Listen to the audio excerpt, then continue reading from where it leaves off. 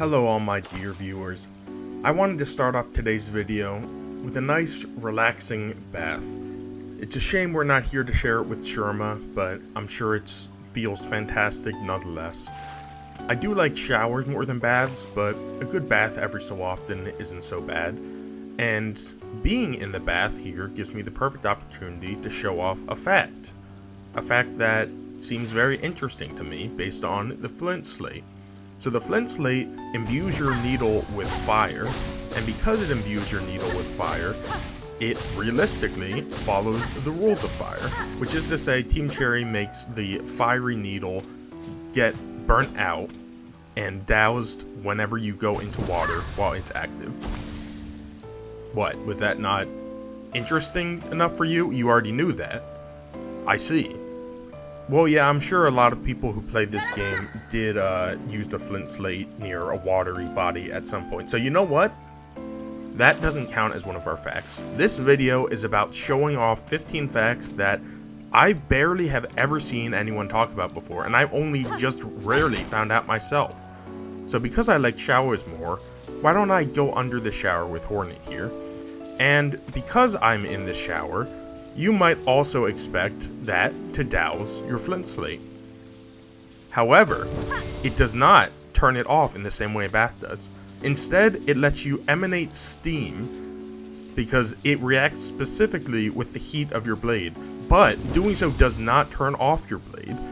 And that is a fact that I don't know many people who know about, because there's a big difference between going to any body of water in Farloon and going to this one room that has showers.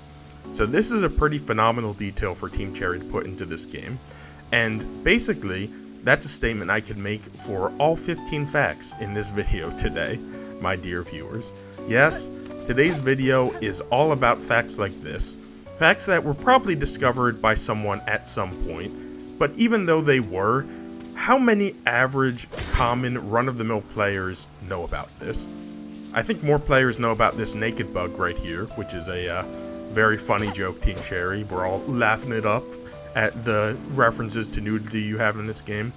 They've done that a lot in this game, but don't think about that too deeply. The point is, this video is going to be about the secrets that most people have absolutely never heard of, and I will all but guarantee that you, yes you, the viewer listening to me right now, have not seen all 15 facts in this video. If I can come up with even one that you have never seen or heard of before, then I've succeeded in my mission.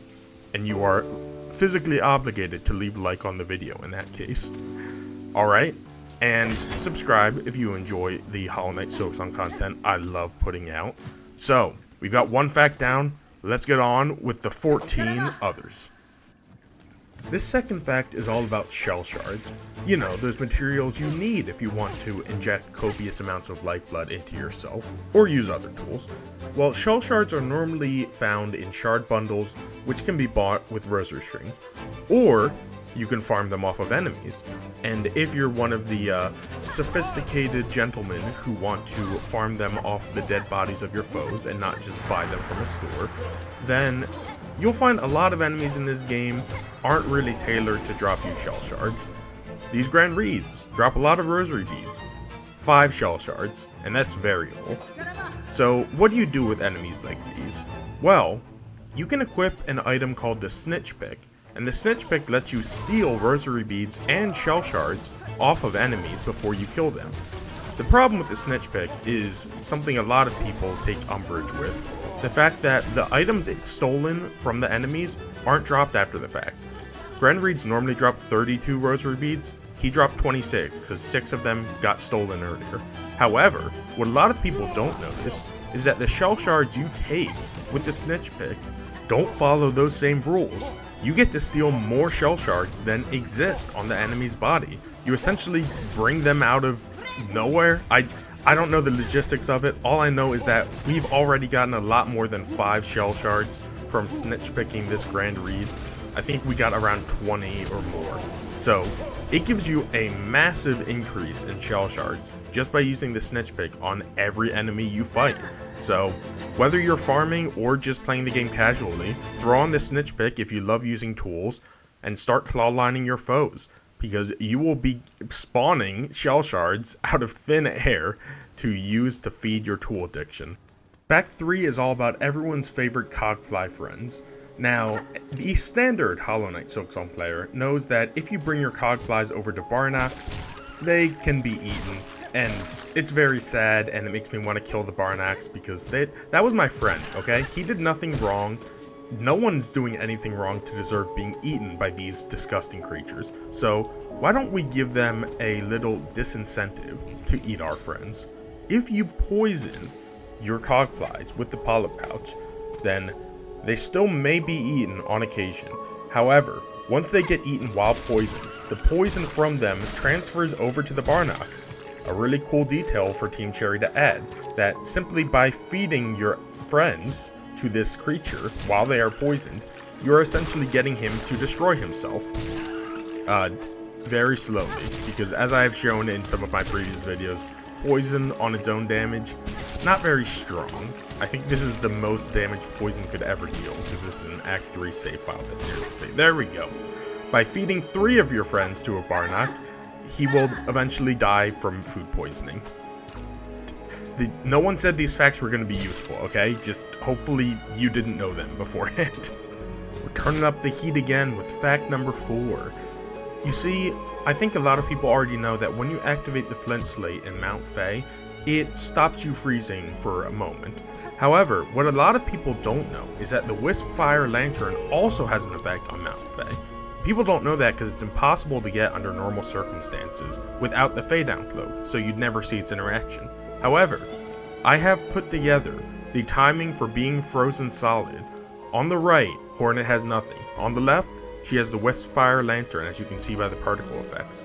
And, as you can see by what's going on screen, the person on the right gets cold faster. Hornet on the left, she makes it another around 3 seconds before having to run inside from the cold. Fact number 5 is especially fascinating to me because it's about the Warding Bell, and I already did a whole run with the Warding Bell, so I know how it works normally. However, did you know that if you get hit by an attack that doesn't deal damage, the Warding Bell will block it and not break, so you get all the benefits of it with none of the downfalls. You get your full heal, you get the damage of the Warding Bell, you get everything you want from it. So that goes for things like the spit of those warden flies and the Barnax grab. If I don't get missed by it, I'll show you what I mean. You see, you can interrupt grab attacks briefly with the Warding Bell if you're good enough to time it, and you can interrupt all non-damaging projectiles. Everything that enemies can do to you in this game that leads into a grab or is non-damaging, the Warding Bell lets you block it without losing anything in the process. Fact number 6 is about this beautiful spiky mess known as the Barbed Bracelet, a great damage buff in return for a horrible damage taken nerf. When you fight normal enemies like the Grand Reed here, their basic 2 mass damage attacks become ballooned up to 4 mass of damage. So what do? Well, let's just make the enemy easier by getting them infested with the Void. Yes, Void-soaked enemies, instead of dealing their 4 times damage, can only ever deal a maximum of 2 masks of damage, even when you are wearing the Barbed Bracelet. However it works in the code makes it so that the Barbed Bracelet can never be applied on top of the Void damage buff. So, fighting enemies like Grand Reeds becomes far easier if you have the Barbed Bracelet on when they are soaked in Void. Lucky fact number 7 is also about the Barbed Bracelet. For whatever reason the UI doesn't show it, but I did take double damage from a single mass damage dealing enemy, so it is on. And that is something that you sadly have to get used to as a Barbed Bracelet wearer. You're going to take double damage at minimum from everything in the game, except for one singular damage source. That damage source is not hazards. All hazards in the game will deal at least 2 mass of damage, as will every enemy's attack when you have the Barbed Bracelet on. No, the one thing that you can rely on to deal less damage than everything else in the game is the cold. This is the only way you will ever see 1 mask of damage being dealt to Hornet when she has the Barbed Bracelet on, and you can revel in your death by 1,000 cuts. It's dangerous getting comboed in Hollow Knight Silksong. You can get hit once by an enemy's hitbox and then go in and try to hit them more, and you'll only get hurt more. That's why the invincibility frames you get are very crucial. Normally, they're around 1.2 seconds long, but you can change that with the weighted belt. As written, it says the wearer will receive less recoil when striking foes and will not be flung as far when taking damage. And those two things are true, but Team Cherry neglected to mention the third and in my opinion best effect of the weighted belt. Instead of having 1.2 seconds between hits, you now get 1.4 seconds of invincibility frame with the weighted belt on. Something that's entirely unmentioned and unnoticed by 99% of people, but could save your life in a really dangerous situation.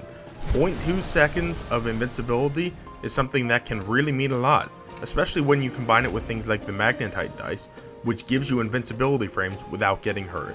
So basically, use the weighted belt, my dear viewers. Fact number 9 is all about magnetite. The magnetite brooch normally is just a convenience item meant to pick up rosary beads faster and without you needing to do anything on your own to run around and pick them up. And you'll notice it takes a second or two after killing enemies for the rosary beads to get picked up. But did you know that by having more magnetite on you, specifically in the form of the magnetite dice, the speed with which rosary beads get picked up by the magnetite brooch is faster? Yes, just by having more magnetite on Hornet, the magnetite brooch works faster. Let me show you the two side by side so you can see exactly how quickly the speed changes. It's not massive, but anything is helpful, you know? You normally would never want to use tools outside of combat in Silksong, because just throwing them wastes a lot of shell shards. Doing that with the Delver's Drill normally wastes uses that need to be recrafted with shell shards too. However, if you use the Delver's Drill for parkour on things like these bouncing, I don't know what these are, these bouncing fruits I suppose, you don't use up any of your Delver's Drill uses. That's right, you can use the Delver's Drill to jump around Farloon and not have it waste any of its uses. So it just becomes a new form of traversal the second you pick it up. Now, it will get used the second it fully hits the ground or hits an enemy's head, but it's already so fantastic at combat. Isn't it incredible that Team Cherry also gave it a traversal use, being one of the few tools that you can use for traversal without wasting a bunch of shell shards. Magma Bell's whole purpose is to reduce damage taken from flame and magma. It's literally the only reason to use it, so it's good that it works against things like lava, you see it reduce the damage there, and some certain strong boss attacks. What's not good is that it doesn't reduce damage against a lot of flame and fire. Boulders being thrown by these enemies, the damage is not reduced 1 iota. Even when voided, it is not reduced from 2 damage to 1. Basically, every instance of fire damage in this video game, which only deals 1 mask of damage, doesn't get reduced at all. What is the point of saying that your bell reduces damage taken from magma and flame if it doesn't reduce damage taken from magma and flame in all cases? This fact was only provable with a bit of hacking. You see, I am in Act 3, but I got rid of Cling Grip. And because Cling Grip is such a necessity, Team Cherry assumed you would have it by the time you got to even Act 2. So they didn't think about all interactions you could have with certain tools, specifically certain movement tools, like the Scuttle Brace. What happens with the Scuttle Brace when you don't have Cling Grip? So the Scuttle Brace normally lets you run across the ground quickly, but it also lets you run up walls. And if you don't have the Cling Grip, the Scuttle Brace still lets you run up walls. That means if you're playing a randomizer, or you can find some way to get the Scuttle Brace in Act 1, you can skip Cling Grip almost altogether in your playthrough. And now we have another secret with the Warding Bell. When normally used, the Warding Bell simply gives you a small shockwave of damage when hit that hurts enemies. But combine the Warding Bell with the Claw Mirrors, and that shockwave covers the whole screen and does more damage to enemies. And this is a passive synergy that I don't know who could have discovered it first, but I absolutely can barely notice when the Warding Bell does damage, and knowing that it does more damage with the Claw Mirrors specifically doesn't really make sense, because the Claw Mirrors have their normal interaction with the bell anyway. But hey, good on Team Cherry for adding a secret. So secret number 14 is a bit petty, and it's probably not even technically a secret. When you come to this room in Act 3, you can hit all these targets with one curve claw to get an upgrade. However, if you use the quick sling, you throw out 2 curve claws at once.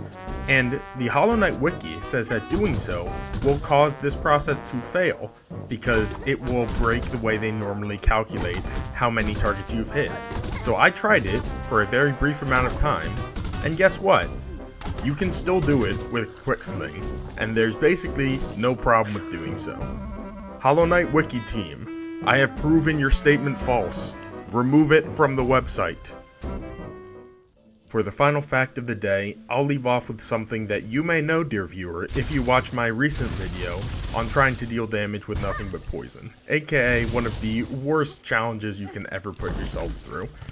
It's not the problem that enemies and bosses are immune to poison for the most part. Everything in the game is affected by poison. Everything except for Sister Splinter, as I learned. She is the only being in seemingly all of Farloom who does not take any damage from the polyp pouch poison. I guess it stands to reason she lives in Shellwood, the polyp pouches are from Shellwood, and everything to do with Greyroot is probably not as effective against Sister Splinter for whatever reason. She's built up some resistance to it, she otherwise knows how to deal with the poison problems, I don't know. But she is the only boss in this game, and I think one of the only enemies who is fully immune to all poison damage. Not that it matters, Sister Splinter will go down in about 5 seconds if you're fighting her any normal way. But yeah, it was a cool secret I discovered when I was playing the game in a weird way, and I think that's how every fact in this video was discovered. So, thank you all for watching. You have to tell me in the comments below, since you got this far, if you knew every single secret that I divulged to you today, dear viewer. And if you didn't, you need to leave a like. And if you did, it would be nice if you also left a like. Thank you everyone for watching. I hope you enjoyed this video. Have a good day, everyone.